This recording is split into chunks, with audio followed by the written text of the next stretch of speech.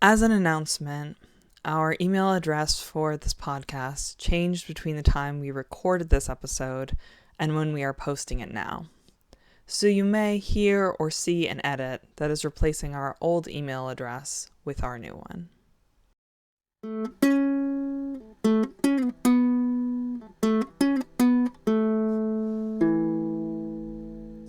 We return to love again and again and again.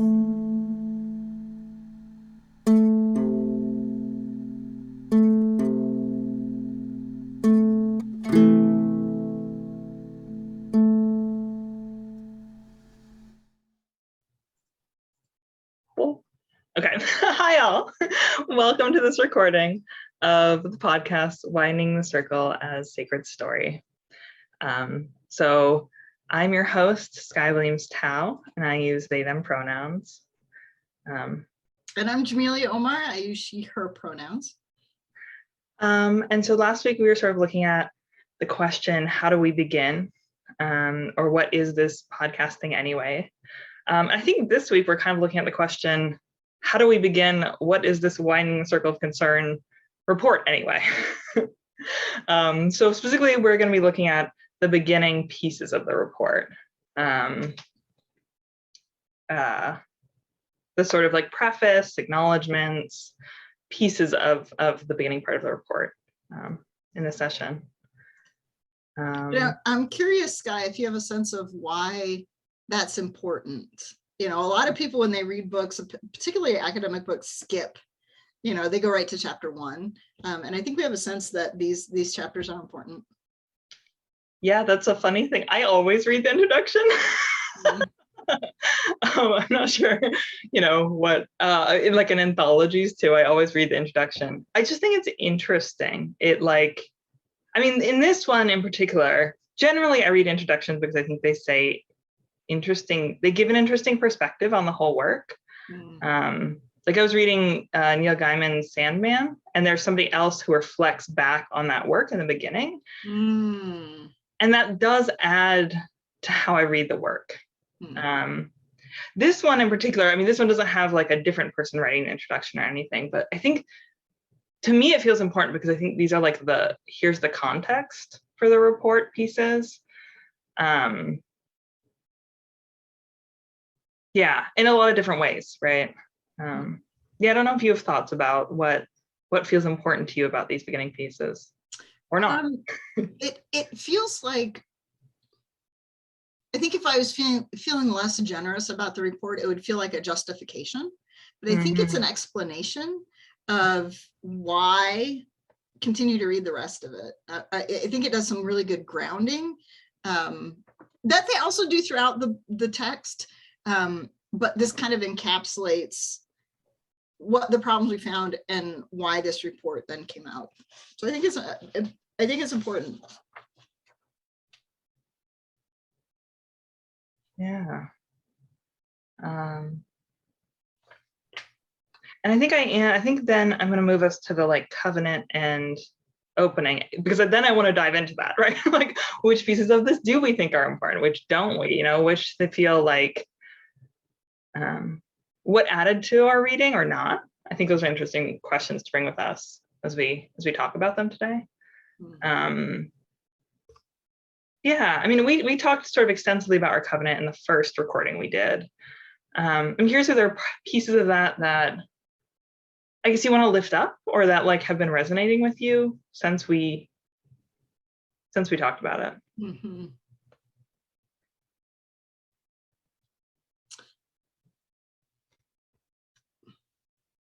Part for me that's really important about the covenant that we share is that we're approaching this with a shared curiosity, and that we're agreeing to, and I don't know that we say that explicitly, but for me,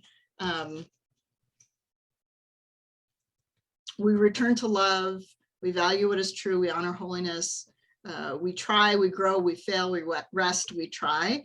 It's, to me, is about learning, which is ultimately about curiosity and wonder.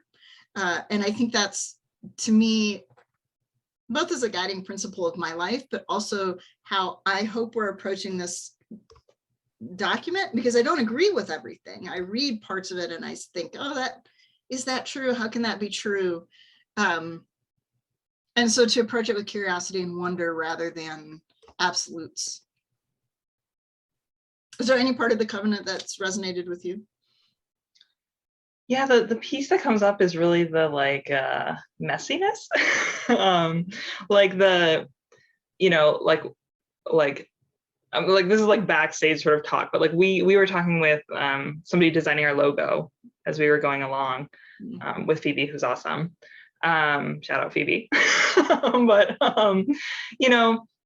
and the words we were coming up with was sort of this like messy, hand-drawn, and I sometimes really struggle with that. Like I definitely sometimes have the like perfectionism bent, especially on like topics that feel hard and like complicated. And I watched back our first one a little bit ago, and just like I was like, like we're doing a good thing. There's parts where I'm like a little bit cringe at myself, or like I'm not sure, like I said, all of the things I wanted to say, right? And I still think we're doing a good thing. So that mess, like I think like in that curiosity, also just the getting messy piece of it. Which also, can I say, tangentially, the idea that we don't say it all here and that we have thoughts before this and after this, an invitation to anybody that's interacting with us to interact with us, that we are continuing to have this conversation. This is not we have this conversation once and we're done with it. We really need to keep it at the forefront of our experience so that we can do this work. Yeah, I absolutely feel that specifically about this report, I gotta say. And I wanted to say, I don't, when I was watching back, I don't think we actually named that. If you want to send us an email, that is currently the easiest way to get a hold of us. And our email address is uusacredstory@gmail.com. So that's sacred, SACRED, story, STORY, sacredstory@gmail.com. Yep. And I imagine when we get this posted places, we can include that everywhere we post. Yeah. Cool. I kind of want to like light a chalice. Okay, I wanted to light a chalice, and I know last time I brought a necklace, but this time I was thinking about like your little like a little like hand chalice, and then I was going to bring a candle and I forgot to bring a candle. So now there's like a little. It's like a little. I have one. We can. You have a candle? Yes. Yeah. Here. There. Yes. Yeah. I'm lighting it. I'm like, can I like?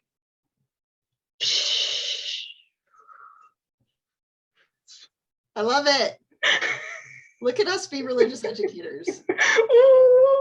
I don't know what a chalice makes. Like, I don't know if that's a sound. Anyway. I love it. And it can live in my chalice back here. Yeah. I think we're into. Oh, okay. And I feel like you kind of read our opening there earlier. I don't know if you want to read it again or if we want to read it again. But... I read parts of it. I can read the whole thing. Our chalice lighting.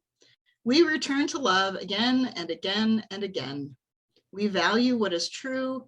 We honor holiness. We grow, we try, we fail, we rest, we try. Here we are together now. We need one another. We covenant.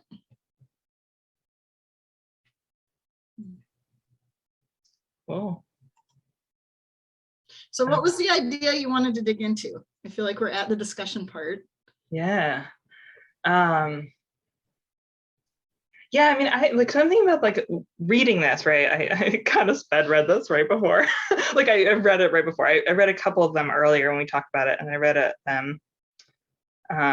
And different things stuck out to me, actually, the 2 times I've read it. Mhm. Okay, I'm thinking about I have one that's like a very, like a little idea in the terms of it's not like, I think there's a lot of big ideas in this section, and it was, I mean, this is a big idea. I'll just say what it is. One thing that stuck out to me when I read it before we got on our call is this piece that was about centering. Mm.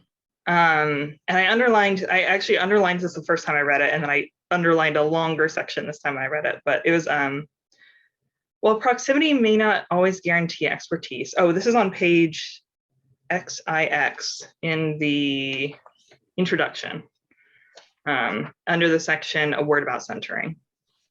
That's where I'm reading from. In the second paragraph, it says, while proximity may not always guarantee expertise, it does guarantee experience, and often greater discernment due to higher personal stakes. And this is more about that. Like sort of, it talks about when we lean into the idea of centering the leadership of Black people, Indigenous people, and people of color, rather than following it, understanding that following may be necessary, we find a path, which was in response to, like, they were talking about, you know, some of how, like people, like some have taken the idea of centering the leadership of Black, Indigenous people, and people of color and minimized it into a simple process wherein white or white identified people express a desire for collaboration while avoiding the work they are only they are in a position to do. Or even worse, they've misrepresented that suggestion to enmesh beleaguered Black people, Indigenous people, and people of color within their communities into inequitable and toxic systems of labor, responsibility, and accountability. That's sort of, and I'm reading that from all over this section of a word about centering. Mhm. And that's near the end. So I don't know if you had other thoughts that you wanted to start earlier in sort of these pieces, but that was one that stuck out to me.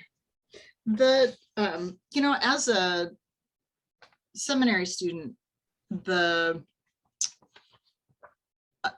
informs a lot of how I'm reading these introductory chapters, because what lights up for me when I read this is the talk about theology and how there is a there. And that took me years to understand in Unitarian Universalism, is that there is a, you know, and by theology, I don't mean anything other than our guiding belief set. There is a belief set.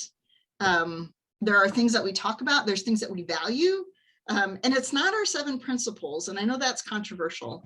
And I can talk about that as my opinion later, but I do believe I couldn't be a part of this if I didn't, of Unitarian Universalism, if I didn't believe there was a guiding language, a guiding gift, a guiding way forward. And so when they talk about theology, I get lit up. I light up there. You know, in the preface early on in IX, theologians among us have begun to articulate what a liberation theology could look like for Unitarian Universalists. We often confuse social customs among us with theology. And I think that's really critical to this work, is that social customs are very local and very specific to groups of people, whereas theology is bigger and broader and applied to larger groups of people. And so when we think about, well, all UU churches do this one thing, is that social custom or is that theology? And how do we distinguish that? And what parts of social custom do we want to become theology? And what parts of theology do we want to become social customs? So as I'm reading through, those are the things that are standing out to me, as like, we have grounding that can help us do this work.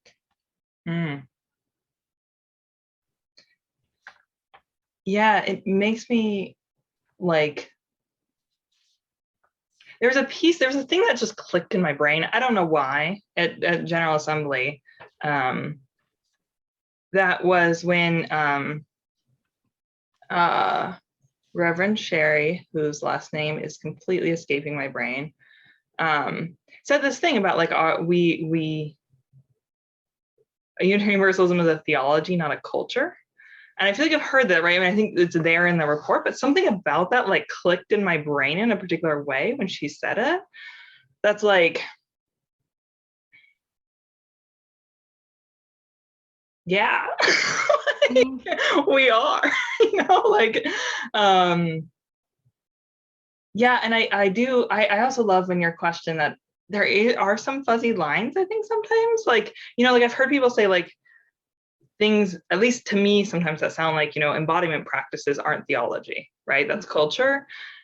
And I do kind of want to push back on that, right? I mean, I think what we do with our bodies in worship is part of our theology. Like I don't think our theology is just what we say, right? And I think there's an interesting place where that meets, right? That question of like, and like you can do different things with your body and still be Unitarian Universalist, right? So what does that mean, right? Like where are, yeah, like I love that. I feel like he really invited this, like, where are those lines in a particular way? Mm-hmm. Because it's so easy for practices then to become appropriative, misappropriative, particularly body practices, because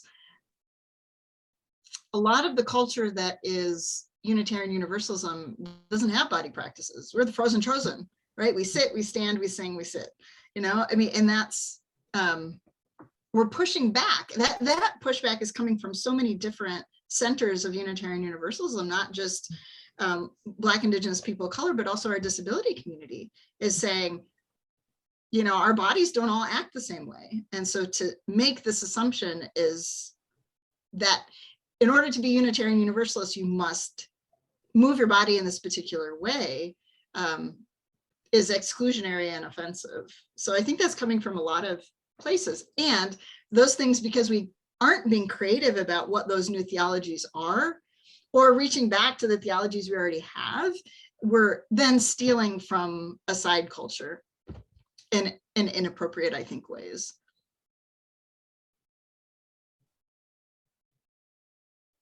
So my brain is like, like, I think, I do just want to name, I think, at least I feel like I heard you when you started sort of saying like, we don't move our bodies. And I would just say, I think we do move our bodies in, I'm going to say, very white ways. Like the holding your body in a rigid space, or like those, that is I'm going to say it's one of those normalized absences, right? Yeah. That's a good way to put it. Thank you. Which I think is part, I mean, like, which actually where you ended, right, is like, if we say you have to move your body in this particular way to be Unitarian Universalist, implies that there is a particular way you have to move your body, yes, to be a Unitarian Universalist, right? Yes. Which, like, I think of, like the disability, like there's, at least in my mind, a lot of like I feel like learning I've had it from the disability community is this like plethora of ways, like I think about like learning from the gender communities, like plethora of genders, like disabilities, like plethora of ways you might move in a space, you might engage with a space. I also wanted to say the other piece that was in my mind is I'd love to just hear you say more words about, my brain was like, I feel like that's a thing I say, but okay, just to hear you say more words about the term in my brain is cultural appropriation. I'm not sure you actually used that term or that explicitly. You might have, but like, I'd love to hear you say more words about that. Yeah, and I really appreciate you lifting up negative space. Like I'm more visual artist, so I can really see that how we move and then how we're encouraged not to move. And so I really appreciate that imagery of absence of movement or lack of movement is still holding our bodies in a particular way. I really appreciate that. What I was thinking was this conversation that started in, I think in that class that we were in together of multicultural, multi-religious studies. And it was really interesting. It came up in GA this year too, about how we as Unitarian Universalists, shift those body practices so that there isn't just one set of expectations, that we can have multiple practices, but that we don't simply go to a culture that has a practice we like and take it and drop it into our culture without the attribution and the respect.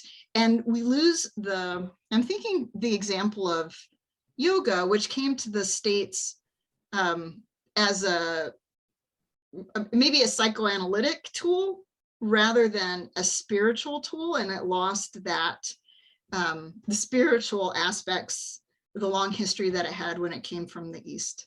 And so how do we as Unitarian Universalists imagine forward to new practices that we think of that are creative and unique and fit our space? And also simultaneously, I think we can reach back. There's a history of mysticism. We don't like to say that we're Christian, but a Christian mysticism too that we can reach back to. And the question of our sources, can we reach back? And I think this is open. I've had this conversation a couple times. Can we reach back to Jewish mysticism? Is that a part of the lineage of Unitarian Universalism enough that we can access that without appropriating or oppressing people that are already oppressed in this day and age?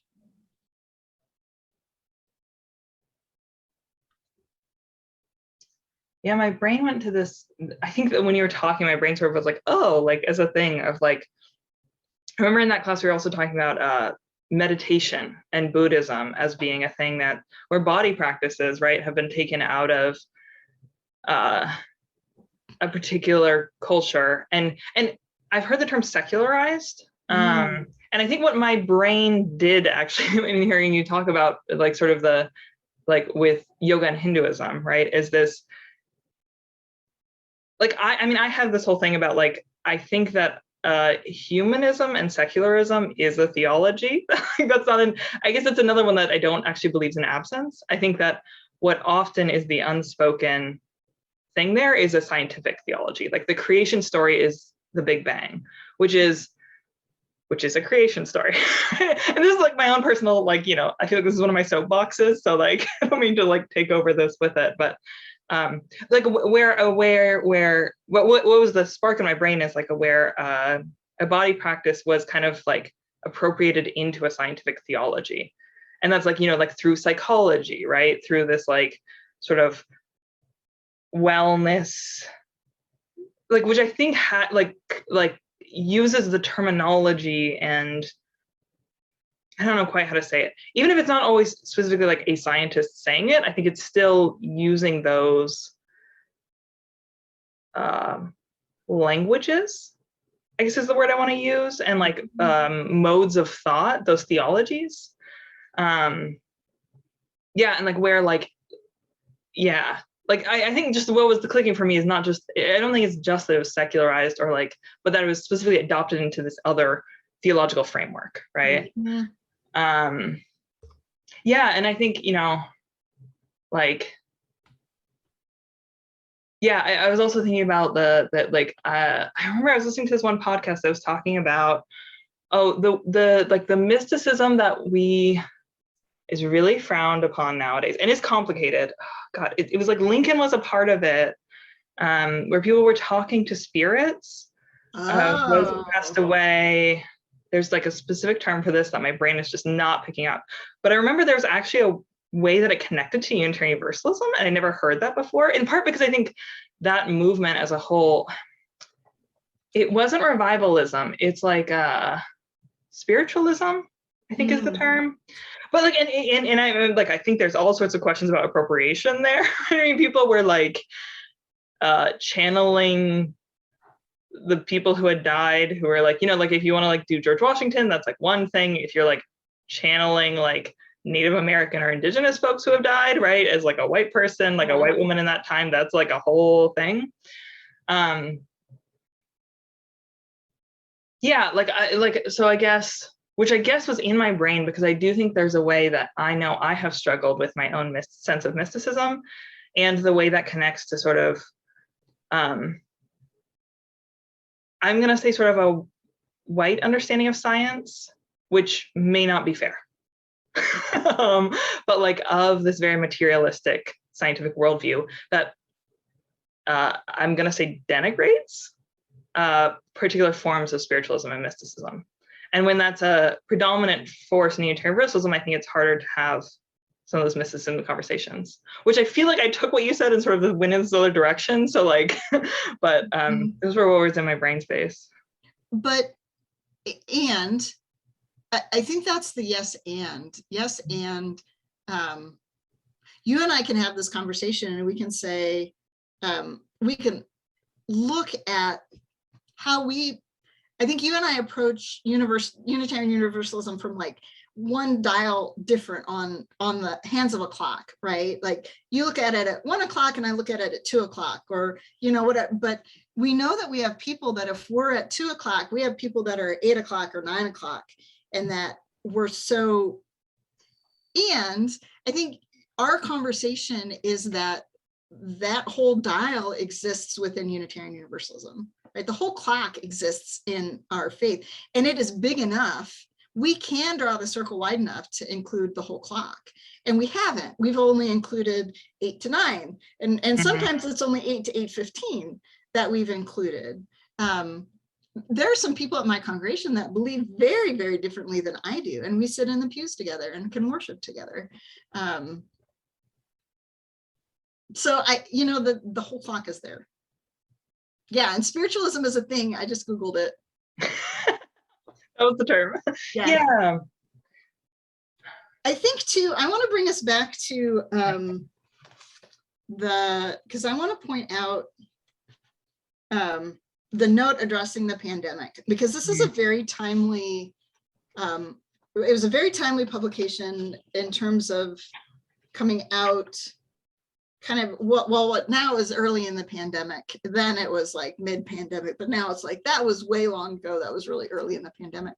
And I think that note is really important because it encapsulates some of the learnings that I've taken out of pandemic times, which are, you know, they talk about disparities and how the pandemic revealed so many more disparities. I think about the reading about the you know, when you move a log back, it uncovers all of the creepy crawlies underneath. That's really what part of what the pandemic did, was to expose some of these things that we ignore all the time.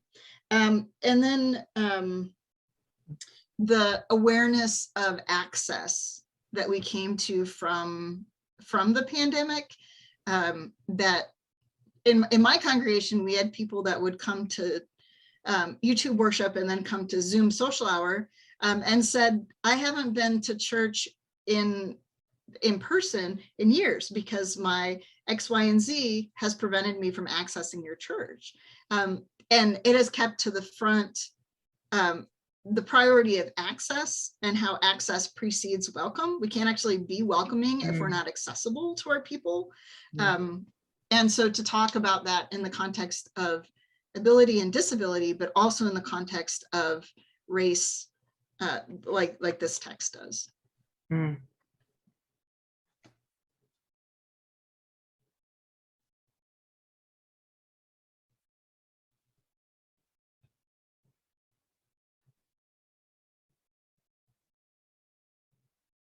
Yeah, my brain, I'm trying to,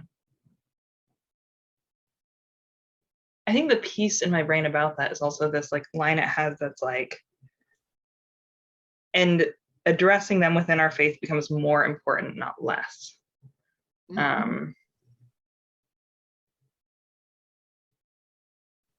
yeah, and what you said about access, and I mean, I also think that's an interesting place where there's the sort of conversation about access, right? And like I think there's a conversation that that's like the people who come in our doors and then turn around and leave, right? That's the sort of the welcoming piece.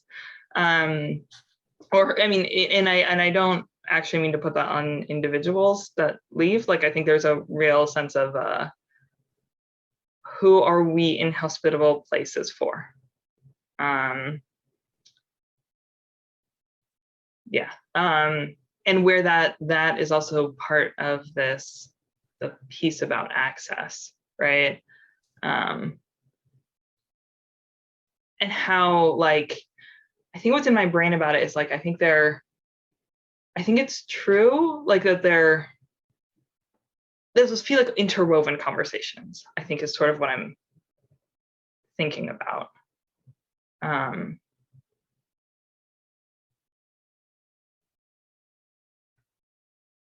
Yeah, I don't know if you have more words. I think those were the words in my brain. Mm-hmm. Yeah, I saw that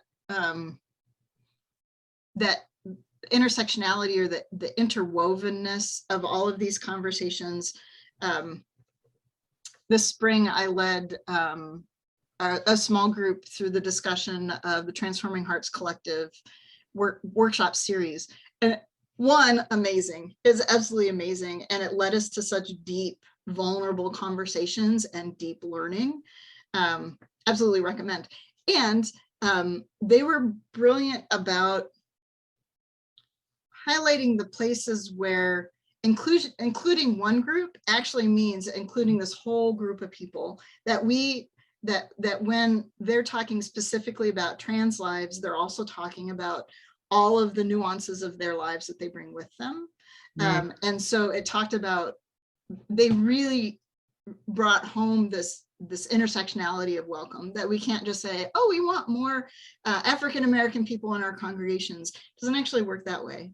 That there's a whole line of other identities that are brought with one African-American person who comes in. And if we're not welcome also to those identities, we're not welcome to an African-American person. So it was really, also happened on Zoom. And so thanks to Zoom, we were able to make that class work. Yeah.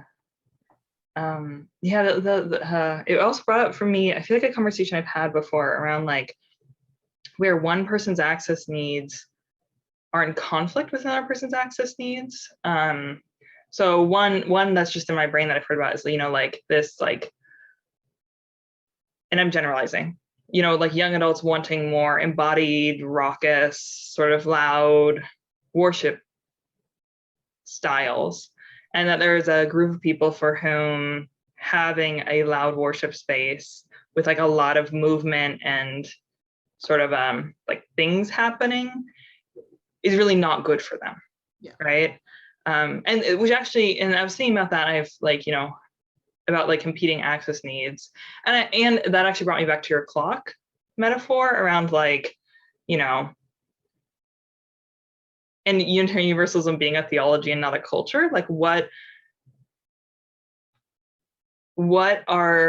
is the Unitarian Universalism? Like, we can have both of those. Actually, like, those can exist in two different spaces, Yeah. as it turns out. And, like, if you're at, like, a general something in a particular worship, you probably won't get, like that, being in a particular space at one time may not be able to hold both of those. But actually, our faith is wide enough to hold both of those styles. Yes. And then there's the question of, and I was like, what's the center of the clock? And then I was like, what's the rim of the clock? And then I was like, what is the clock made of? Just, like, all of the other pieces of it. I think that's our second podcast, is the clock, Unitarian Universalism, the clock. The clock. Dissecting the metaphor. Yeah. I'm curious if there's anything outside of chapter 1 that you particularly wanted to, or the introduction chapter that you wanted to highlight. Yeah, I wanted to highlight the members and staff section. Because when, like, way back when we first talked about it, and we were talking about doing these introductory pieces, like, as individual pieces, I was like, what are we going to do with the members and introduction section? Like, and then I was like, no, that's actually a really important section. I mean, for the piece about context, right? Like, this is actually the section that is giving us context for the commissioners, right? This is, like, who the real people who wrote this report were. And the acknowledgments too, that's the other piece. And then the other piece of it I was thinking about was just it being, like, the gratitude section. Like, all of these commissioners gave, like, a lot of time and work to this project. Most of them were volunteers, right? Like doing this, like, you know, like, and like, that's hard. Like, And you know, oftentimes unpopular. Yeah. And I'm sure, you know, like, they like, I have a phrase and it contains a curse word. I'm trying to like, they like got things thrown at them, right?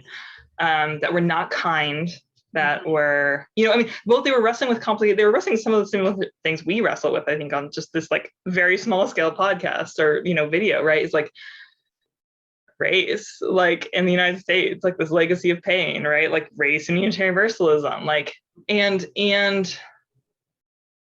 yeah, and that piece about, yeah, and then my brain was the piece about, and their own traumas and triggers around that, right? Yeah, and I mean, same with acknowledgement sections, you know, like I think that's where they are thanking the people who came in, and I guess I just wanted to say thank you to the commissioners and for writing this report that we now get to read and discuss. Absolutely. Yeah. Yeah, I hadn't thought of it as I mean, it is a thank you, but I think it's significant that it's at the beginning of the book text rather than at the end. But I think that's another theological statement, is to center, to forefront our gratitude, can be a very powerful practice for us. Yeah, I know it can help me when I'm feeling grouchy. Yeah. Yeah, I don't know. I mean, I don't know that I have a lot more words about it, but it was a piece I wanted to lift up. So as folks read, don't skip at least the introduction, the part labeled introduction. You'll get some good information. Yeah, we'll jump into methodology next, right?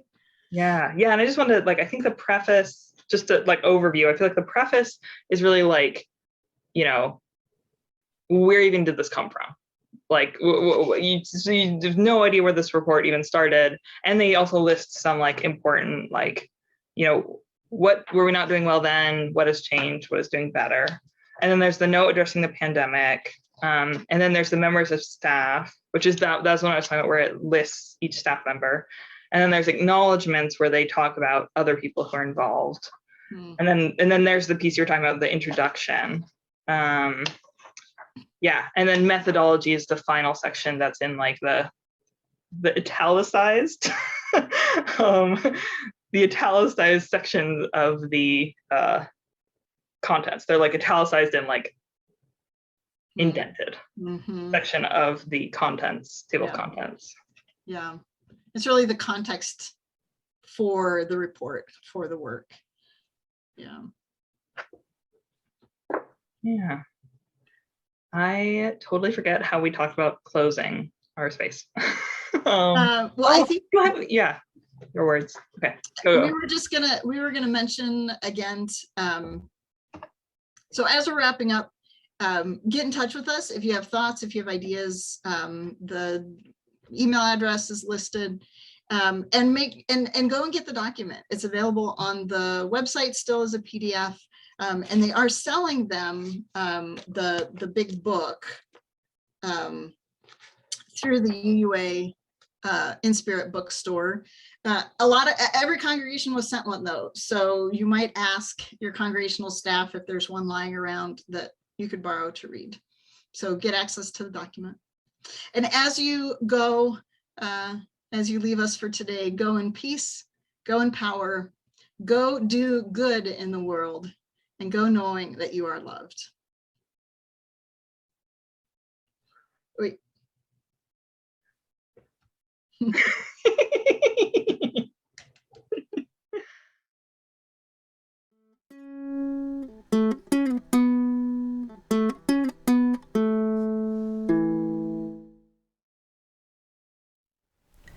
Here at the end of the podcast, I wanted to say a few thank yous.